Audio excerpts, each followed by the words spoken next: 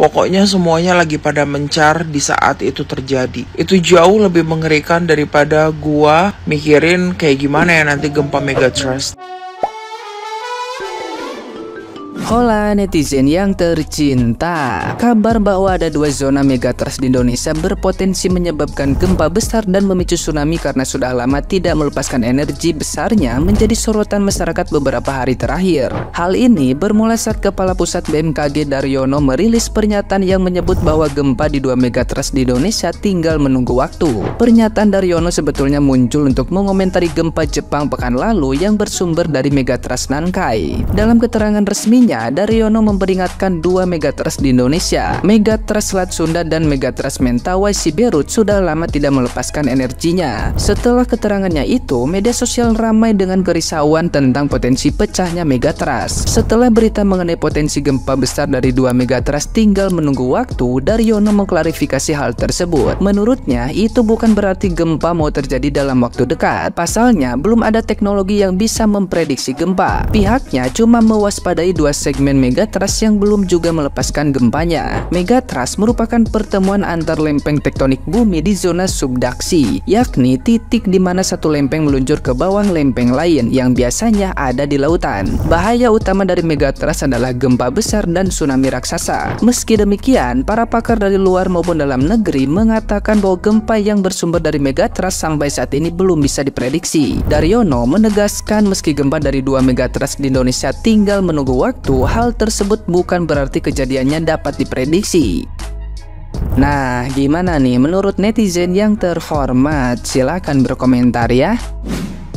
Wah, ini bahaya banget, tetap waspada karena ini adalah salah satu mimpi buruk dari negara kita, guys. Kenapa harus waspada? Kalian bayangkan aja nih ya, gempa ini bisa memicu tsunami hingga 34 meter. Kira-kira wilayah Indonesia bagian mana yang berpotensi gempa megatrust ini? Simak video ini sampai habis, guys. Nah, tahu nggak kalian, gempa megatrust ini sebenarnya sudah diprediksi dari tahun 2022. Para ahli memprediksi gempa ini bakal terjadi di negara kita dan memicu tsunami hingga 34 meter. Dan kekuatan gempanya juga gak main-main, mulai dari 7 hingga 8,9 magnitudo. Berdasarkan data gempa megatrust yang ada di Jepang aja, 8 magnitudo udah bisa bikin tsunami hebat. Nah, sekarang kalian bayangkan kalau gempa itu terjadi di negara kita. Nah, prediksi para ahli ya, itu gempa ini bakal terjadi di titik-titik merah ini. Nih, di Selat Sunda berpotensi gempa hingga 8,7 magnitudo dan juga megatrust Mentawai mencapai 8,9 magnitudo. Dan kita juga masih nggak tahu kapan gempa ini bakal terjadi, tapi ini adalah prediksi para ahli. Kita doain aja yang terbaik buat negara kita dan semoga aja negara kita dijauhin dari mara bahaya. Amin ya robbal alamin.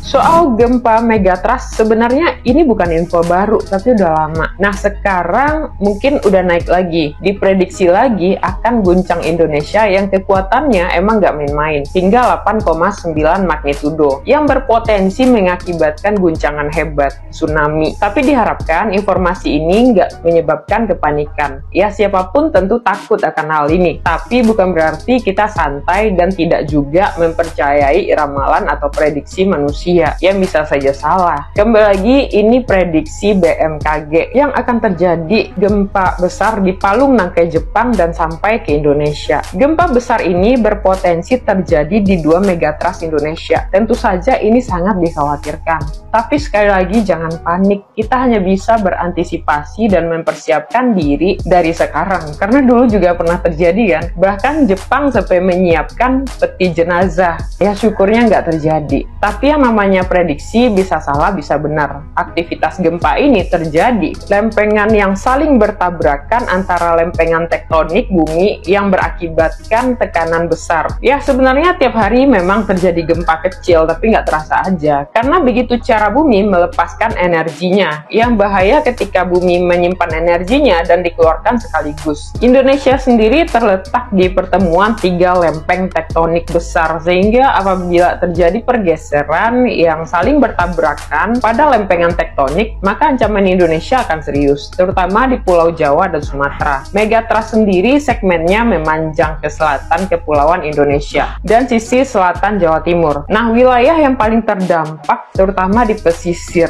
Jadi apa saja sih yang harus dipersiapkan, terutama supply makanan yang expirednya lama, terus power bank, pakaian untuk beberapa hari, minimal untuk 3 hari lah ya, terus obat-obatan penting, fluid itu penting banget biar mewakili kita teriak ya kalau kita tertindih bebatuan atau gedung. Kita bisa menyelamatkan diri dengan fluid tersebut karena kita mungkin nggak bisa teriak gitu. Nah, terus juga 20 atau 40 menit saat kejadian gempa bumi itu, yang tinggal di pesisir pantai itu buruan kabur. Semoga kita bisa mitigasi bencana karena kita nggak tahu kuasa Allah. Semoga yang nonton video ini selamat. Tetap positive thinking dan berdoa. Dan jangan panik kalaupun besok kiamat ada biji kurma di tangan kalian, ya tanam. Nggak usah panik yang berlebihan. Sekali lagi, waspada itu perlu, overthinking ya jangan. Koreksi kalau benar. Ya, sekali lagi semoga kita diselamatkan atau dilindungi Tuhan. Share ke orang-orang yang kalian sayang. Sekarang semua orang lagi pada panik karena takut kena gempa megatrust, gempa yang gede banget antara 7-9 magnitudo yang bisa menghasilkan tsunami dan lain-lain. Pokoknya kalau sampai beneran ada gempa ini, susah lah kita selamatnya gitu kan. Siapa sih yang nggak takut kalau mendengarkan isu seperti ini gitu kan? Aku setelah lihat dari TikTok juga, aku panik dan aku langsung searching. Tapi ini dia beberapa hal yang aku temukan yang hopefully bisa menenangkan hati kita semua. Ini aku sumbernya dari detik.com ya. 4 poin penjelasan BMKG soal megatrust di Indonesia. Jadi perkara gempa megatrust ini tuh sebenarnya sudah dibahas sebelum tsunami Aceh 2024. Jadi ini tuh kayak udah jauh banget, udah lebih dari 20 tahun yang lalu. Dan puji Tuhan sampai sekarang belum kejadian gempanya. Nih ya kan bisa baca sendiri, munculnya kembali pembahasan potensi, baru potensi ya, belum 100% terjadi potensi gempa di zona megatrust saat ini tuh bukan bentuk peringatan dini atau bukan bentuk warning. Jadi kayak bukan seolah-olah dalam waktu dekat ini bakal ada gempa besar nih. Tidak demikian, kata Bapak Kepala Pusat Gempa Bumi dan Tsunami BMKG. Jadi ini tuh masih potensi guys, belum 100% akan terjadi di waktu dekat ini gitu loh. Ini kan bisa baca sendiri, ini tentang seismic gap atau mungkin penyebab gempanya gitu ya. Aku bacain aja. Seismic gap ini memang harus kita waspadai karena dapat melepaskan energi gempa yang signifikan dan dapat terjadi sewaktu-waktu. Dapat terjadi sewaktu-waktu, berarti nggak ada yang bilang bahwa gempa ini tuh akan datang dalam waktu yang dekat, misalkan besok atau bulan depan. Bisa jadi terjadi katakanlah ratusan tahun lagi atau hopefully ribuan tahun lagi ya, pokoknya sampai kita tidak ada lah di bumi ini gitu kan. Karena kita masuk ke poin ketiga, Mentawai Siberut sudah ratusan tahun belum gempa. Sekarang kita sedikit bahas tentang kenapa gempanya ini viral. Menurutku gempa ini tuh viral karena semua orang takut dan panik dengar kata-kata gempa gede ini tuh tinggal menunggu waktu. Nih kalau dari Bapak Daryono menjelaskan rilis gempa di Selat Sunda dan Mentawai Siberut ini tinggal menunggu waktu yang dibuat sebelumnya karena dua wilayah ini sudah ratusan tahun belum pernah terjadi gempa besar. Meski begitu bukan berarti segera akan terjadi gempa dalam waktu dekat. Dikatakan tinggal menunggu waktu disebabkan karena segmen-segmen sumber gempa di sekitarnya itu sudah rilis gempa besar semua. Sementara di Selat Sunda dan Mentawai Siberut tuh hingga saat ini tuh belum terjadi. Nih kalian baca sendiri ya. Jadi si Bapak Daryono itu menjelaskan bahwa informasi potensi gempa megatrust yang berkembang ini sama sekali bukan prediksi atau peringatan dini. Jadi kayak kalian mau cari tanggal gempanya dan prediksi gempanya bulan apa, itu tidak ada yang tahu karena ini bukan prediksi dan bukan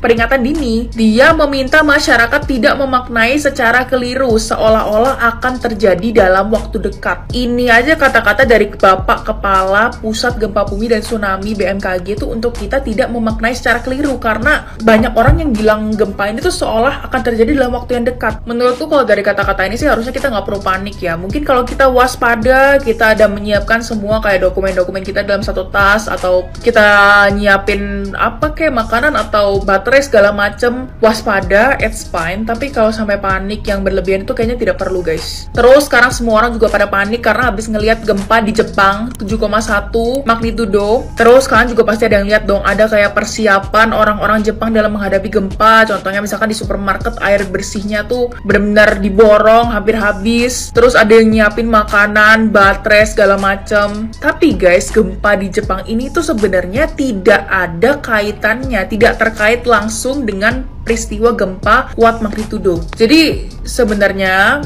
mungkin isu ini tuh dibahas lagi karena kayak sebagai awareness aja. Ini tuh adalah waktu yang tepat untuk kita dikasih awareness sama BMKG gitu. Karena kita bisa melihat langsung contohnya di Jepang yang 7,1 magnitudo aja sudah seperti itu. Pasti semua orang panik dong.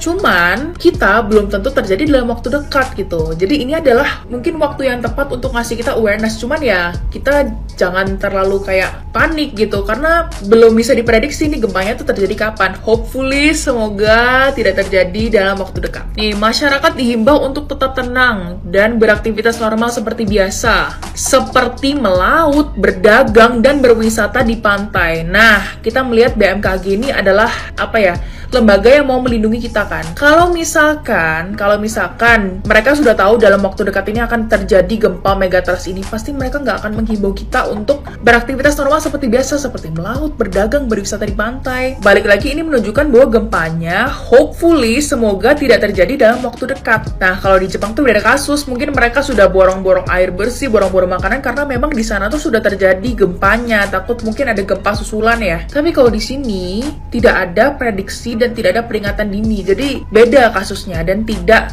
berhubungan nih mana tadi ya. Tidak terkait langsung dengan peristiwa gempa di Jepang. Dan ini fakta yang terakhir, kalian bisa lihat sejarah mencatat gempa besar terakhir di Tunjaman Nankai atau di Jepang terjadi pada tahun 1946. Itu usia seismic gap-nya adalah 78 tahun. Sedangkan kalau di Indonesia, gempa besar terakhir di Selat Sunda itu terjadi pada tahun 1757 yang usia seismic gap-nya ini berarti sekarang udah 267 tahun. Dan gempa besar terakhir di Mentawai Siberut itu terjadi pada tahun 1797. Sekarang usia seismic gap itu 227 tahun. Artinya kedua seismic gap kita, seismic gap Indonesia, periodisitasnya jauh lebih lama dibandingkan seismic gap yang di Jepang, sehingga mestinya kita jauh lebih serius dalam menyiapkan upaya-upaya mitigasinya. Jadi teman-teman, yang bisa kita dapatkan dari video ini adalah berita gempa ini kita harus waspada, tapi kita tidak perlu over panic. Jadi kalau sekarang mungkin kalian belum perlu kepikiran overthinking, nanti anak bulku gimana ya, kucingku, anjingku, dan segala macam. Kalau misalkan kalian mau waspada, mungkin bisa dimulai dengan mengumpulkan dokumen-dokumen penting satu keluarga di dalam satu tas gitu. Jadi amit-amit kalau misalkan beneran gempa, kalian bisa kabur bawa satu tas itu aman gitu. Cuman balik lagi, gempa ini tidak tahu terjadinya kapan. Bisa jadi terjadinya ratusan tahun lagi, kita tidak ada yang tahu. Jadi stay safe teman-teman, dan kalau bisa beritanya jangan terlalu digoreng-goreng lah. Kayak aku ngeliat banyak banget orang yang ngegoreng-goreng gitu beritanya, kayak bikin semua orang tuh jadi panik. Ngasih awareness buat orang waspada nggak apa-apa, tapi beritanya jangan terlalu digoreng sampai kayak bikin kata-katanya tuh seolah-olah besok itu mau gempa gitu. Tapi tetap kita harus waspada, oke? Bye guys!